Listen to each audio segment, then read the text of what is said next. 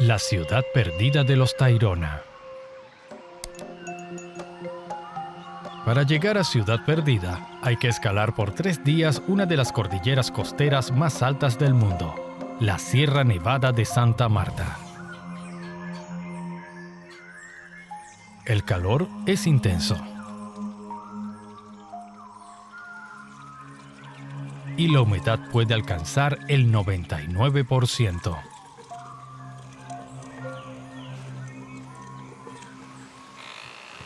Esta vez me acompaña una guía excepcional y una gran figura de la arqueología colombiana, Luisa Fernanda Herrera. Ya está jubilada, pero en 1976, junto a un grupo de arqueólogos, descubrió la legendaria ciudad.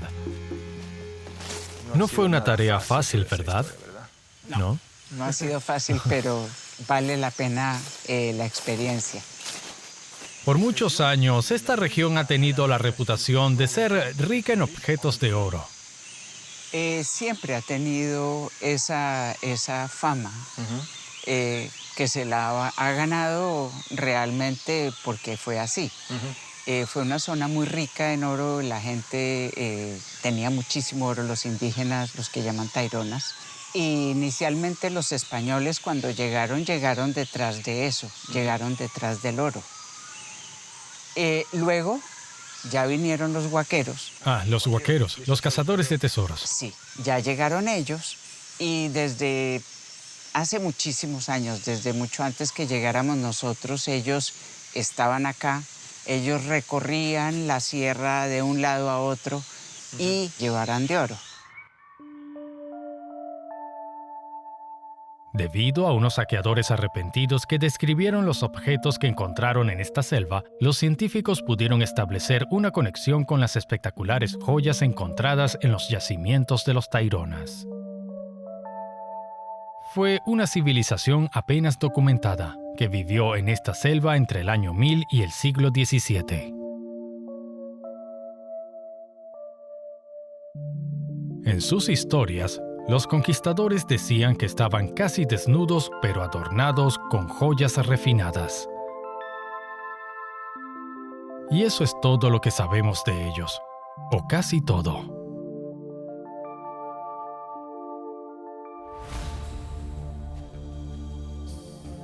Luisa asumió la misión de ubicar la ciudad de los Taironas de donde provenían las joyas, y sobre todo para recoger información sobre esta civilización perdida. Acompañada de otros 3 científicos y antiguos saqueadores que le sirvieron como guías, se embarcó en una aventura llena de dificultades y contratiempos.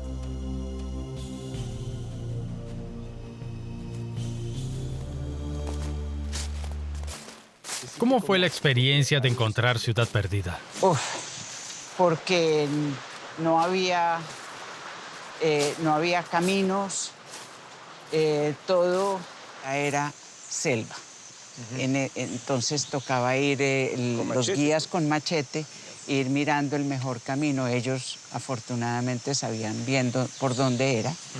El primer día subíamos 1 metro, bajábamos 2 metros. Entonces nos tocó subir arrodillados y con las manos y los pies ir subiendo. Y allá se quedó uno de las arqueólogas porque estaba con los pies muy lastimados. Ese segundo día fue muy duro porque uno de los guías estaba tumbando unos árboles pequeños para poder hacer una troja. Se macheteó la espinilla, se dio un machetazo en la espinilla. Empezó a salir mucha sangre, él inmediatamente nos dijo no. ¿Nunca quisiste rendirte? No. No, porque tenía un reto realmente.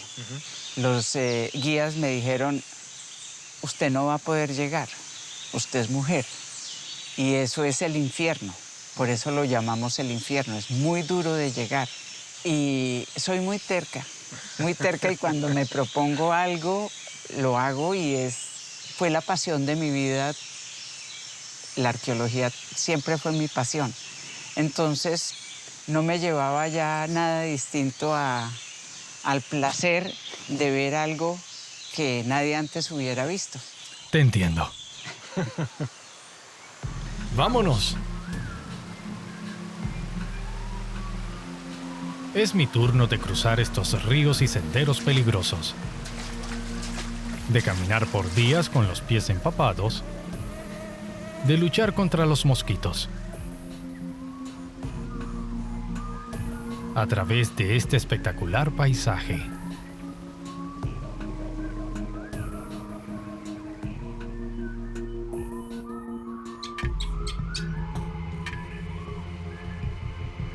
Después de caminar 3 días, aparecieron las primeras construcciones de los Taironas. Una escalera de 1200 peldaños.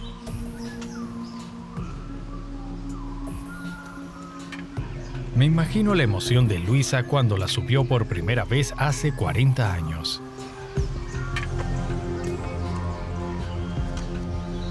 Aquí estamos. Sí.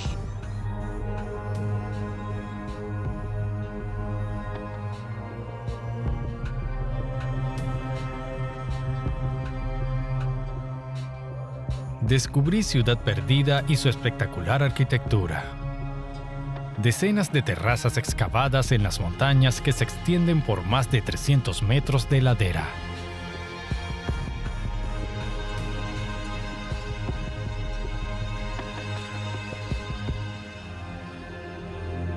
Imagínate, cuando llegamos nosotros, esto no existía, todo lo que estamos viendo no existía. Solamente algunos muros se alcanzaban a ver unos pedazos muy pequeños de los muros.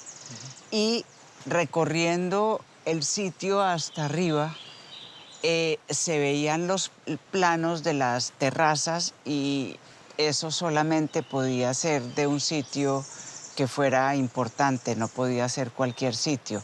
Y cubría una buena cantidad de espacio. El sitio que los arqueólogos descubrieron ya había sido profanado y saqueado con brutalidad. Rápidamente se pusieron a trabajar y descubrieron las primeras paredes.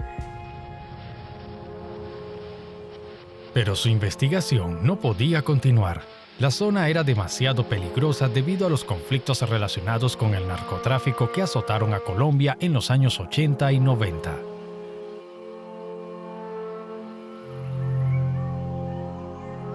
El sitio no conocería la paz sino hasta 2006. Hoy en día, 30 soldados colombianos protegen el lugar a diario. Gracias. Su presencia permitió iniciar excavaciones oficiales, lideradas por el arqueólogo colombiano Santiago Geraldo. Cada día surgía nueva información sobre esta ciudad olvidada. ¿Por qué excavan aquí? Tenemos las excavaciones de muestreo que estamos haciendo por fuera de los anillos y en las terrazas, porque en las terrazas es que encontramos evidencia de las ocupaciones. Acá tenemos...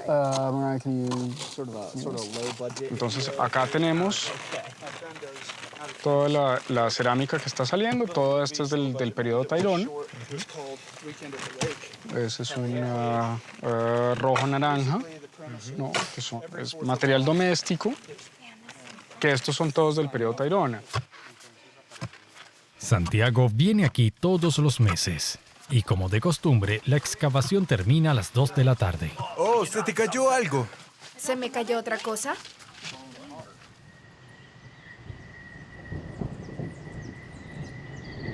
Interrumpida por la lluvia. Nos refugiamos en la cabaña de la excavación.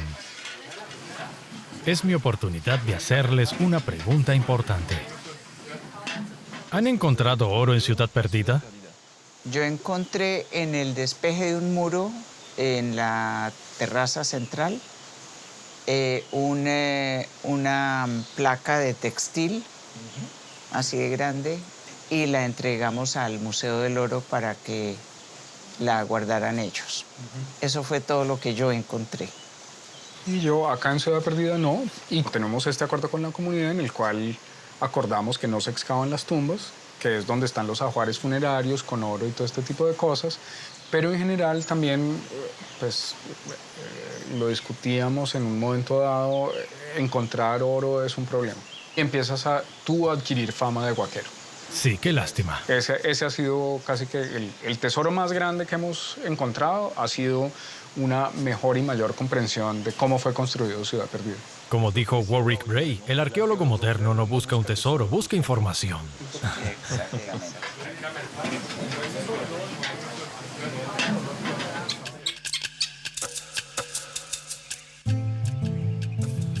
Entiendo que seguramente hay más joyas enterradas en las tumbas taironas de esta ciudad. Los Kogi, la comunidad indígena que vive aquí, se consideran los guardianes de estos tesoros. Aunque no sean descendientes directos de los taironas, Santiago se ha comprometido a apoyarlos. En el sector que está más arriba, donde vive el Mamo, donde vive Romualdo, ese se llama el sector Piedras. Gracias a este acuerdo, a Santiago se le dio autorización para excavar. Es una oportunidad excepcional para comprender mejor la desconocida civilización tairona. ¿Cómo vivieron durante 6 siglos en esta selva remota? ¿Cuál era su organización social? ¿Cómo reaccionaron ante la llegada de los españoles? La investigación de Santiago comenzó en estas terrazas de la ladera. Acá tenemos una terraza clásica, el anillo habitacional emplazado encima de la terraza, elevado, además de eso, para aislarlo de la humedad. En las excavaciones que se han hecho en los anillos encontramos las huellas de postes a lo largo de la circunferencia del anillo y tenemos esta entrada de acá y este otro acceso acá, lo cual nos da un alto grado de permeabilidad. La gente puede entrar por un lado, salir por el otro.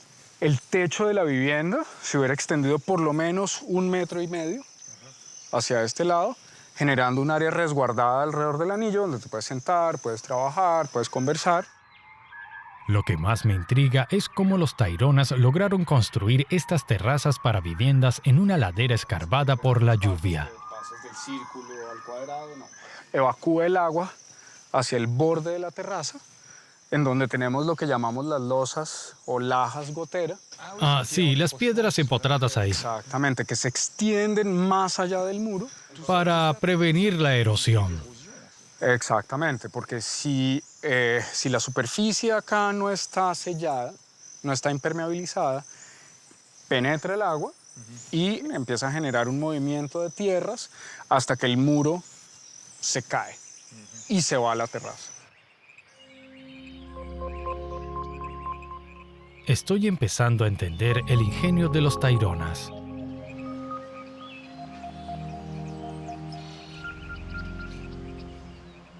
¿Tienes idea de cuánta gente vivía aquí en ese momento? Sí. Los análisis de densidad poblacional que hemos hecho nos dicen que probablemente en su pico máximo Ciudad Perdida tenía entre 2.000 y 3.000 habitantes. Y desde cierto punto de la parte alta de la cuenca estamos hablando entre 8 y 10.000 habitantes. A medida que estamos encontrando más sitios, ese número está cambiando y está subiendo en toda el área de enfrente. Todo este bosque que vemos no existía. Los estudios de Luisa y los estudios paleobotánicos nos comprueban que tenemos más núcleos habitacionales, tenemos fincas, tenemos campos de maíz, campos de yuca. Entonces, para poder darle alimento a 8 o 10.000 personas, tienes que tener una buena cantidad de campos de cultivo. Según los arqueólogos, el área de Ciudad Perdida probablemente se veía así.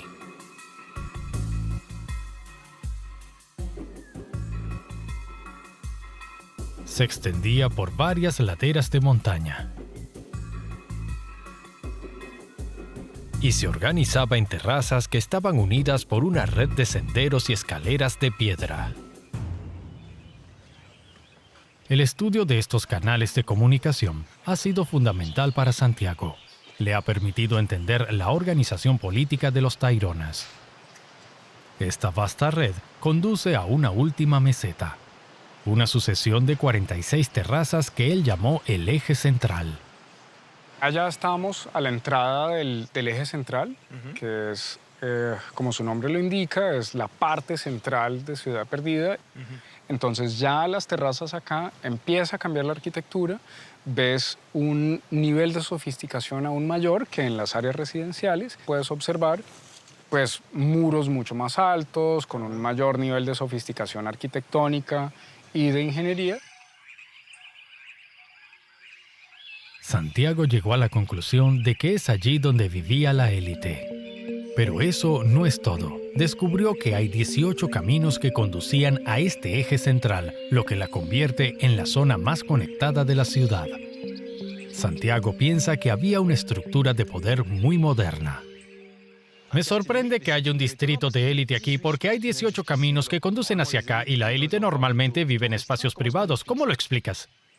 Lo que es aún más interesante en el caso de la idea de poder social que hay en la sociedad tairona es que lo que da poder es la conexión.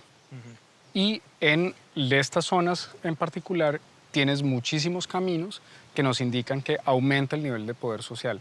Las zonas más aisladas, las que tienen menos conexiones, son las que tienen menos poder. Si tú te lo imaginas, es un concepto como el que tiene Facebook o las redes sociales, en el sentido en que a mayor cantidad de conexiones, mayor nivel de poder y exposición tienes. Entonces, en este caso, como tú tendrías tanto tráfico de gente, estarías expuesto a la vista del público todo el tiempo, como en Instagram. ¿Y cómo podemos definir este poder político? Es una jefatura compleja, tienes un jefe, que usualmente es denominado cacique, bajo el cual hay unos subjefes que tienen mando sobre sus poblaciones y después otros subjefes que tienen mando sobre sus pequeñas poblaciones, pero está basado en redes a muy grandes rasgos en un área que es realmente difícil, muy accidentada. Acá es muy fácil que las personas se dispersen y que se genere desconexión de un lado al otro. Para reinar en Ciudad Perdida, los gobernantes debían comunicarse, pero no solo eso, también necesitaban reunir a la gente. A través de la exploración de las plataformas más grandes en la cima de la montaña, Santiago pudo establecer esta hipótesis. No tiene una estructura arquitectónica similar a las demás, es una gran estructura de casi 400 metros cuadrados, entonces no entendíamos muy bien cuál era su función y encontramos grandes bandejas de servicio, jarras para líquidos, copas para beber, ollas para cocinar con un altísimo contenido de cenizas de maíz, fitolitos. Entonces es un sitio de reuniones que servía para la ejecución de grandes festines. Así que era un área de reuniones para banquetes. ¿Pero para quién? Para la gente que está viviendo en Ciudad Perdida, porque obviamente hay rituales y ceremonias que hacen parte de la construcción del poder político. Entonces la generosidad de un jefe siempre produce mucho más resultados, mejores resultados a nivel político que el ser un avaro. Hay que recordar siempre a Molière, en este caso. Así que, en Ciudad Perdida, el poder es una consecuencia de la comunicación y de las festividades. Santiago también entendió que estas reuniones públicas eran un instrumento de poder que se extendía más allá de las fronteras de la ciudad. Las excavaciones arqueológicas han demostrado que habían otras ciudades como la de los Taironas. Habían incluso en la costa. Gracias a los escritos de los españoles, Santiago sabe que estas ciudades eran independientes entre sí. Sin embargo, mantuvieron relaciones políticas y comerciales a través de sus grandes banquetes. Invitaba muy probablemente a los distintos jefes. Tienes movimiento de bienes desde la costa hacia la parte alta, porque así renuevas y cimentas las alianzas políticas. Probablemente esos jefes les traían regalos a los jefes que estaban acá, había alianzas comerciales con otras cuencas muy probablemente. Entonces es un sitio de reuniones que sirve para construir, renovar y fortalecer esas relaciones políticas que son las que hacen que una persona sea realmente poderosa.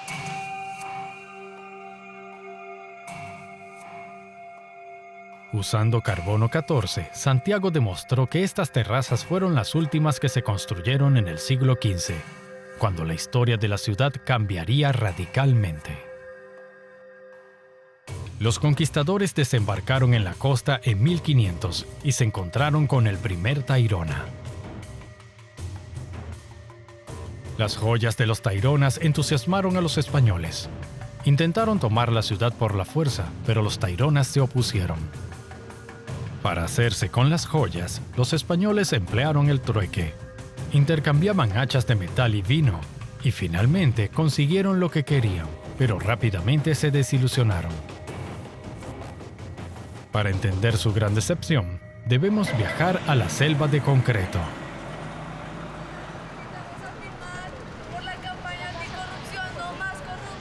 Dejé la humedad tropical y los mosquitos de la selva de Ciudad Perdida para venir aquí, al corazón de la capital colombiana, en Bogotá. Este lugar es considerado uno de los hitos de la fundación de la ciudad. Por un lado, hay una serie de iglesias marcadas por su arquitectura colonial y el sello de los conquistadores. Y por otro lado, uno de los museos más espectaculares de América del Sur, el Museo del Oro. Es espectacular y sorprendente. En un país devastado por los saqueadores, el Museo del Oro ha rastreado los tesoros robados durante años. Ha logrado recuperar 35.000 piezas de oro de diferentes civilizaciones que vivían en Colombia antes de la llegada de los españoles. Como esta obra maestra muisca, esta máscara antropomórfica del Cauca y este pectoral del Tolima.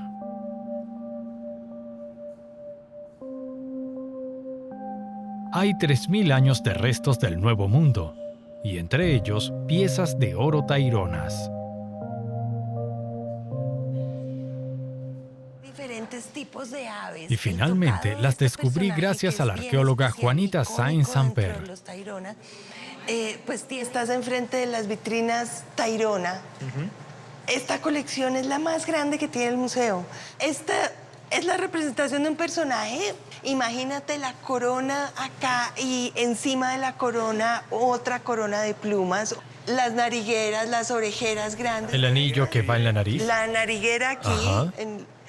Y pues el cinturón, los adornos para las muñecas y para los tobillos. Los españoles sí decían que todo el mundo usaba su terno de joyas, que no había indio de mujer que no usara sus orejeras o su nariguera.